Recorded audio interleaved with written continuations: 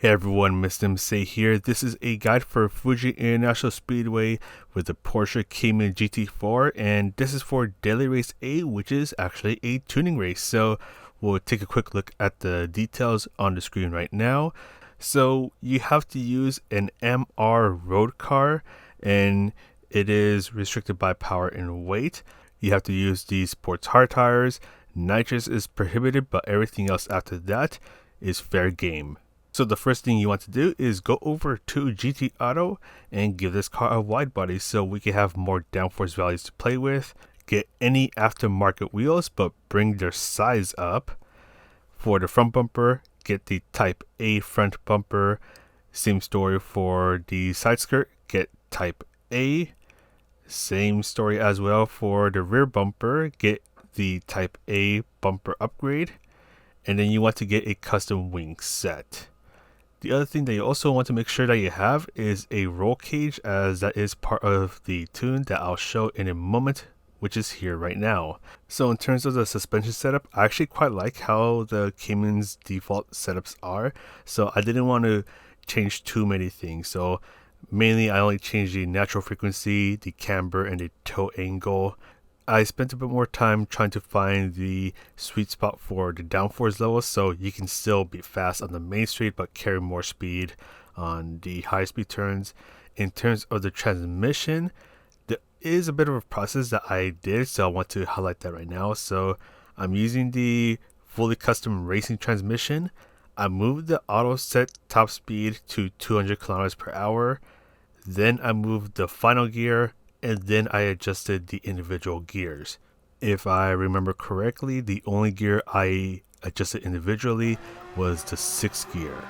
So let's go on over to the lap guide. So with this tune, the car should still be able to be pretty fast down the main straight, and it should be able to carry some speed when you're going through the high speed turns and through sector 3.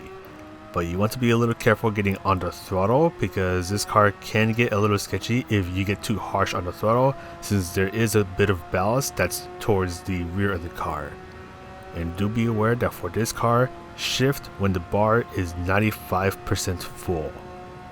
But anyways, bring yourself towards the left side of the track and brake before the 150 meter board. You're going to go all the way down to 1st gear to have the car rotate a little bit more through the first turn, but you're going to exit on 2nd gear and carefully get on the throttle. So 1st gear for rotation and exit on 2nd gear, just be nice and careful getting on the throttle. Then bring yourself towards the right side of the track. You're braking just as you pass the 100 meter board. Brake hard for a short moment and quickly start to ease off of the brakes as you're turning in. So turning in before the 50 meter board. Take advantage of the red and white curves. Quickly get on the throttle. And when you reach the path that is on the right, that's where you want to use a little bit of your braking power to try to stick towards the right side of the track. You will need a little bit of throttle input. Just be nice and careful so the car doesn't step out too much. Brake when you reach the orange marker before the 50 meter board, and you're using that 50 meter board as your turning point. Go down to 2nd gear and carefully get on the throttle. Now you want to eventually make your way towards the left side of the track, and you're braking just before you reach the Dunlop sign that goes over the track. So right around here, brake as much as you can, just like the first turn. Go down to 1st gear for a bit more rotation and take advantage of the red and white curves. Exit on 2nd gear, and you want to be really careful with your throttle input, letting go of the throttle to let the car turn in a bit more. Then get back on the throttle, take advantage of the curves, brake when the turf on the left starts, but you're using just a tiny bit of braking power. Going down to 2nd gear for more rotation. Nice and easy on the throttle. Just before the curb on the left ends, use some trail braking, so you're using little bits of braking power as you're turning in. Little bit of throttle if you need to make some more adjustments. Just try to make sure you hit the apex and carefully get on the throttle. And for the last turn, we're braking just as we pass the path that is on the right, and we're pretty much taking the same approach as we did with the previous turn. So a little bit of braking control, or trail braking.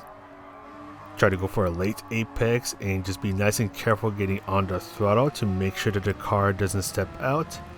And that is it for the lap, guys. So with this tune, I was able to get a 150.8. Still not sure if that's a really good time or not, as it's still really early into this new daily race, so we'll see how it holds up as the week goes on.